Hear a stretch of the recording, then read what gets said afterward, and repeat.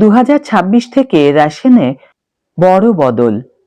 কোন কার্ডে কমছে চাল, বাড়ছে গম? এই ভিডিওতে রইল নতুন তালিকা। Hi everyone, welcome back to my channel অঞ্জনার ব্যঞ্জনা। বন্ধুরা, তোমাদের সকলকে আমার এই ছোট্ট ইউটিউব চ্যানেলে স্বাগত জানাই। পশ্চিমবঙ্গের সাধারণ মানুষের জন্য রেশন ব্যবস্থা অত্যন্ত গুরুত্বপূর্ণ একটি বিষয়। আগামী 2026 সালের শুরু থেকেই এই রেশন বন্টন ব্যবস্থায় একটি বড়সড় পরিবর্তন আসতে চলেছে। বিশেষ করে যাদের কাছে কেন্দ্রীয় সরকারের রেশন কার্ড রয়েছে তাদের জন্য এই খবরটি অত্যন্ত জরুরি। খাদ্য দপ্তরের নতুন নির্দেশিকা অনুযায়ী আগামী জানুয়ারি মাস থেকে চাল ও গমের বরাদ্দে রদবদল করা হচ্ছে। তবে রাজ্য সরকারের নিজস্ব স্কিমের কার্ডধারীদের জন্য স্বস্তির খবর রয়েছে। এই ভিডিওতে আমরা বিস্তারিত আলোচনা করব কোন কার্ডে কি কি পরিবর্তন আসছে। 2025 সালের ডিসেম্বর মাস পর্যন্ত বর্তমান নিয়মে রেশন সামগ্রী বন্টন করা হবে, অর্থাৎ হাতে আর মাত্র কয়েকটা দিন। এরপরই জানুয়ারি 2026 থেকে নতুন নিয়ম কার্যকর হবে। উপভোক্তাদের জেনে রাখা ভালো যে বরাদ্দের পরিমাণে পরিবর্তন হলেও সমস্ত সামগ্রী সম্পূর্ণ বিনামূল্যে প্রদান করার নীতি বজায় থাকছে। রাজ্যে বর্তমানে মূলত 5 ধরনের কার্ড প্রচলিত: AAY, PHH, SPHH এবং রাজ্য সরকারের RKSY1 এবং RKSY2। AAY অর্থাৎ অন্তর্দয় অন্ন যোজনা কার্ডের নতুন নিয়ম হলো সবচেয়ে দরিদ্র পরিবারের জন্য বরাদ্দ এই অন্তর্দয় বা AAY কার্ডে সামগ্রী বন্টন হয় পরিবার পিছু সদস্য সংখ্যা অনুযায়ী নয়। এই কার্ডে চালের পরিমাণ কমিয়ে গমের পরিমাণ বৃদ্ধি করা হয়েছে।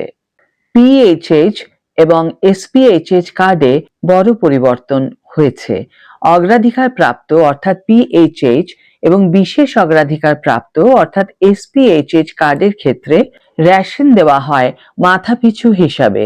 এই দুটি ক্যাটাগরির কার্ডেই কেন্দ্রীয় সরকার চালের কোটা কমিয়ে গমের কোটা বাড়ানোর সিদ্ধান্ত নিয়েছে।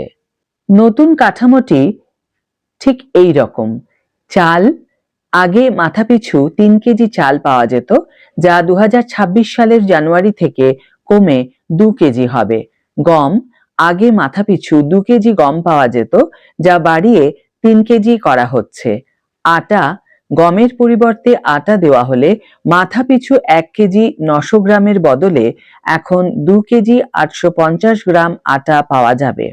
রাজ্য সরকারি কার্ডে অর্থাৎ RKSY1 এবং RKSY2 এর জন্য কি কোনো বদল হচ্ছে? অনেকের মনেই প্রশ্ন ছিল, রাজ্য খাদ্য সুরক্ষা যোজনার কার্ডগুলিতে কোনো পরিবর্তন আসছে কিনা।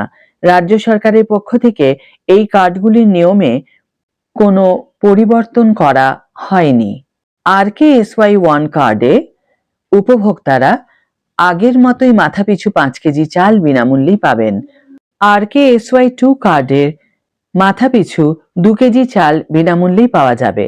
উল্লেখ্য, রাজ্যের এই দুটি কার্ডে গম বা আটা দেওয়া হয় না, শুধুমাত্র চালই বরাদ্দ থাকে।